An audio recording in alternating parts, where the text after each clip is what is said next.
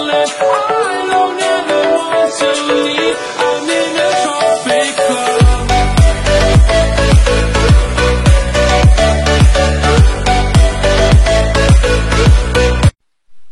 Salut tout le monde, j'espère que vous allez bien. Aujourd'hui on va se retrouver pour la troisième édition du WWE Rewind. Juste avant je tenais à apporter un énorme hommage à Roddy Piper, Hall of Famer de la WWE qui est décédé à l'instant où je tourne la vidéo. Il est décédé donc je tenais vraiment à apporter un énorme hommage à ce mec. Ça a été l'un des plus grands heels des années 80.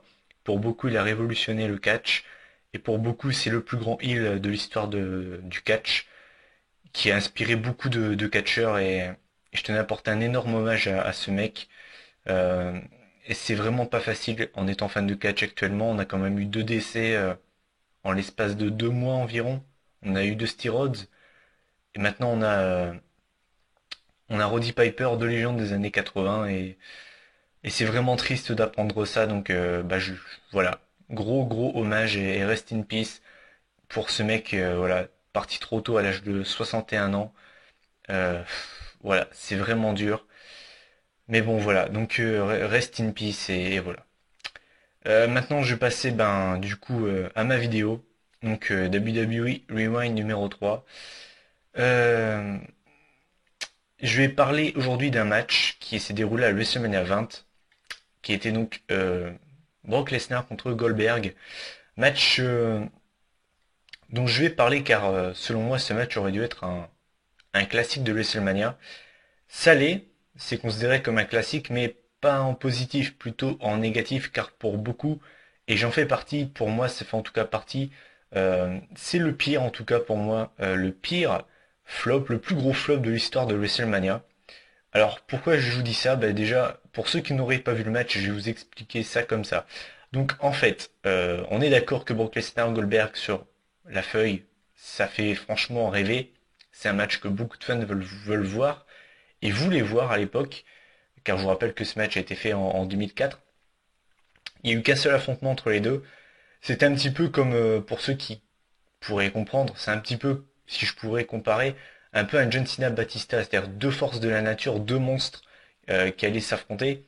Et voilà, c'était vraiment un match très attendu des fans. Et malheureusement, ce match a été extrêmement critiqué.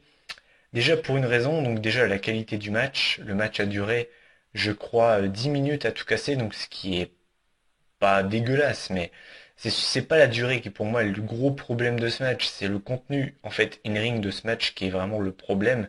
C'est-à-dire que c'est simple, on se fait chier du début à la fin de ce match.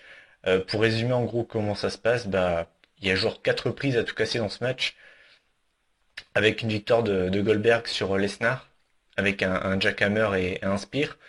Voilà, c'est une énorme déception. Et c'est également un flop par rapport à la réaction de la foule, qui, on va pas se le cacher, en tout cas pour moi, est c'est le pire accueil d'un public pour un match, en tout cas à WrestleMania. Je vous défie de trouver un match aussi mal accueilli en fait. C'est-à-dire que au-delà des sifflets, au-delà des chants This is boring, c'était surtout des chants très peu respectueux, avec beaucoup de fuck de la part des spectateurs. Euh, et en fait, voilà, je vais en fait vous expliquer en fait la raison pour laquelle ce match a été un énorme flop, car au-delà du fait que ce match n'ait pas été bon, il y avait une double raison pour ça.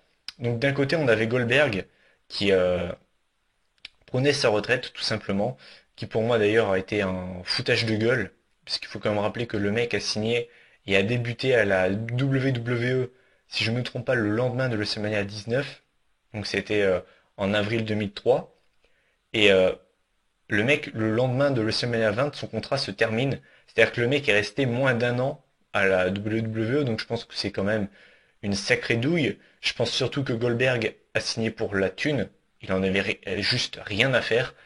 Et beaucoup de fans l'ont pris comme ça, et c'est pour ça que qu'il s'est fait siffler également. Mais quand même, moins que Lesnar, il y avait quand même des fans qui l'ont respecté, il y avait quand même des chants de Goldberg lors de son entrée, tout ça. Il y avait quand même quelques spectateurs qui l'ont pas trop sifflé. Voilà, pour quand même pas trop lui manquer de respect, c'était son match de retraite.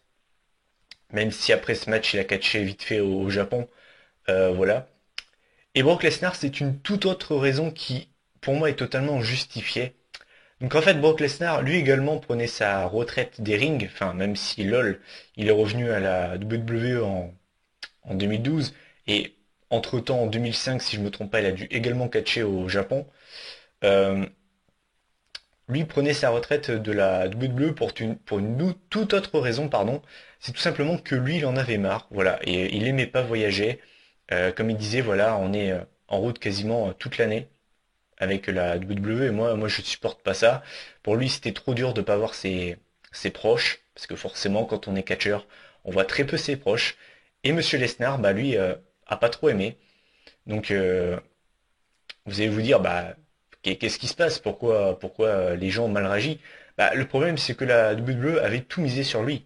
C'est-à-dire que Brock Lesnar, pour donner une comparaison, aurait dû avoir la carrière de John Cena. En fait, Lesnar était programmé pour être le visage de la compagnie pour les 10 prochaines années qui allaient venir.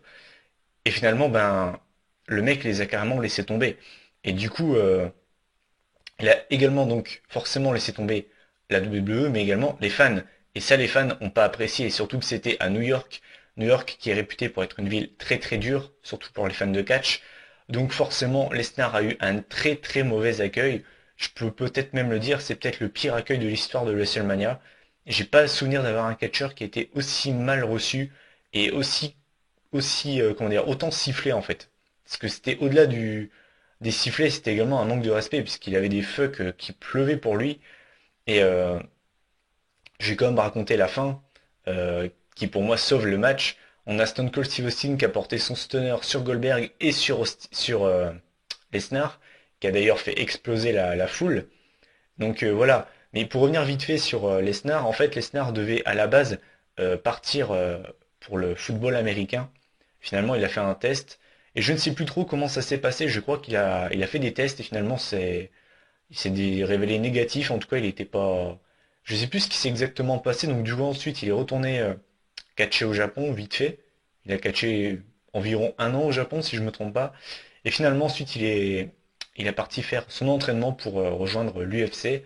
Et ensuite, bah voilà, il est resté 3 ans à l'UFC où il a été champion au poids lourd de l'UFC. Finalement, ben, il a perdu le titre. Il a également eu des problèmes de santé, ce qui fait que voilà. Ensuite, il a décidé d'arrêter sa carrière UFC pour revenir à la WWE, car voilà, pour lui, il avait ses gosses, il avait sa femme, et que voilà, c'était un père de famille qui pouvait pas mettre en danger sa santé tant que ça. Et donc c'est pour ça qu'il est revenu à la WWE en 2012. Donc voilà. Donc alors qu'est-ce que je pense de ce match? Moi, en fait, pour moi, Lesnar Goldberg, euh, comme l'a dit Ajus notamment dans le Christophe Ajus dans le DVD de WrestleMania 20, comme il l'a dit, c'est le bon match à la mauvaise époque, à la mauvaise date. Un Lesnar Goldberg, par exemple, à WrestleMania 19, si Goldberg aurait signé, je sais pas moi, 5 mois avant, on aurait pu l'avoir à WrestleMania 19. Et un Brock Lesnar Goldberg, ça aurait vraiment été un classique, quoi. Je veux dire, c'est deux monstres, c'est deux boules de muscles. Et c'est vraiment dommage qu'on n'ait pas eu ce match dans d'autres conditions. Puisque voilà, moi je pense pas qu'on aura un Goldberg Lesnar 2.0. Surtout que Goldberg est en froid avec la compagnie. On sait que pas mal de fans voudraient le voir revenir. C'est un peu comme Jeff Hardy, sauf que Goldberg n'est signé avec aucune compagnie de catch.